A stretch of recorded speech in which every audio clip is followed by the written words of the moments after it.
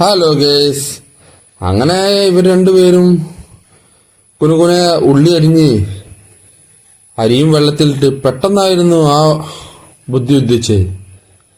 ചെമ്മീനും ഉണ്ടായിരുന്നു വീട്ടിൽ. അപ്പോൾ ചെമ്മീൻ മസാല പുരട്ടി വെച്ചപ്പോഴാണ് ചെമ്മീൻ ബിരിയാണി ആക്കിയാലോ എന്നുള്ള ആശയം വന്നത്. അങ്ങനെ എല്ലാവരും വന്നതല്ലേ, ചെമ്മീൻ ബിരിയാണിക്കുള്ള പണികൾ തുടങ്ങി. അങ്ങനെ ഉള്ള ചെമ്മീനെല്ലാം പൊരിച്ചെടുത്ത്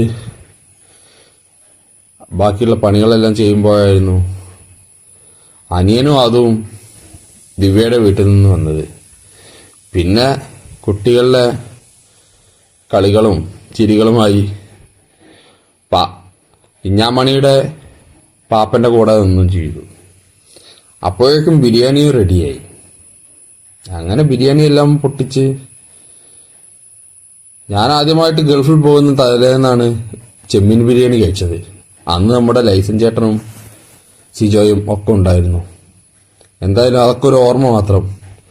കുട്ടികൾ ആദ്യം ഭക്ഷണം കഴിച്ചു, പിന്നെ ഞങ്ങൾ ഇരുന്നു. അത് കഴിഞ്ഞതിന് ശേഷമുള്ളതാണ് ഈ കാഴ്ചകൾ. കളിപ്പാട്ടങ്ങളെല്ലാം നിരത്തി അവരുടെ കളികൾ തന്നെ. 2ഉം 3ഉം ആൾക്കാർ നോക്കുമ്പോൾ മാത്രമേ അത് നടക്കുള്ളൂ. ആദ്യ പാപ്പനെ ആദ്യമായിട്ടാണ് നല്ലപോലെ കാണുന്നത്. പാപ്പൻ പോകുമ്പോൾ അവൾ ചെറുതായിരുന്നല്ലോ. എന്തായാലും അവളെ കയ്യിൽ നിന്ന് 2 കിട്ടുകയും ചെയ്തു. പിന്നെ ചേച്ചി ആദ്യമോളെല്ലാം പഠിപ്പിക്കുന്നുണ്ട്.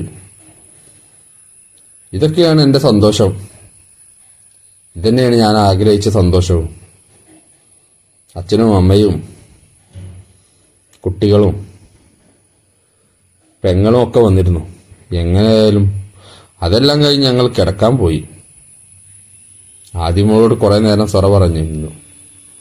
10-15 ദിവസമായിട്ട് ഇവിടെ ഇല്ലായിരുന്നേ, അതാണ്. അതിൻ്റെ ഒരു പരിചയക്കുറവ് വീണ്ടും അവൾക്ക് വന്നിരുന്നു. എന്നാലും ഉമ്മയെല്ലാം തന്നു ഞങ്ങളങ്ങനെ ഉറങ്ങാനും കിടന്നു. അപ്പോൾ ഈ പേജ് ഫോളോ ചെയ്യാത്തവർ ഫോളോ ചെയ്ത് കൂടെ കൂടിക്കട്ടാ.